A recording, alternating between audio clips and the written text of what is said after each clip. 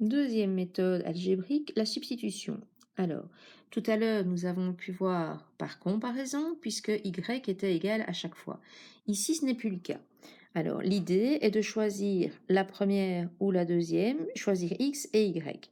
Donc, on choisit vraiment ce que l'on a envie. Dans ce cas-ci, je vais utiliser le fait de choisir y. Pourquoi? Parce que son coefficient vaut -1. Si je choisis x, j'aurai des cinquièmes. Si je choisis x dans celle-ci, j'aurai des demi. L'idée des fractions n'est pas forcément la plus enthousiaste. Donc je vais changer dans la première équation de telle sorte à isoler y. Donc je vais avoir y égale 5x moins 11.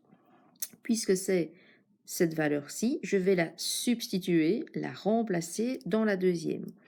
Donc je vais écrire 2x moins 3 fois 5x moins 11, c'est-à-dire la valeur d'y, plus 6 égale 0. Donc très clairement, à la place d'écrire y, j'écris sa valeur dans la deuxième équation. Encore une fois, on se retrouve avec une équation à une inconnue, donc on va la résoudre bien gentiment en distribuant.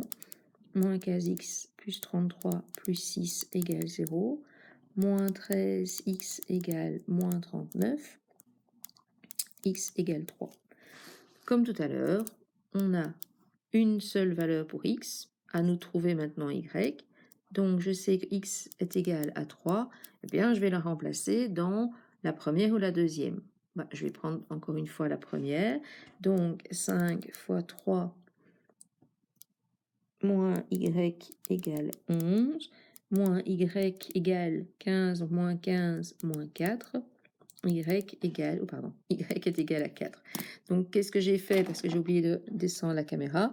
Donc, la seule chose, c'est qu'à la place d'écrire x dans l'équation que j'ai choisie, j'ai remplacé par sa valeur. Solution, encore une fois, bien faire attention, x d'abord, donc 3, point virgule, y, c'est-à-dire 4.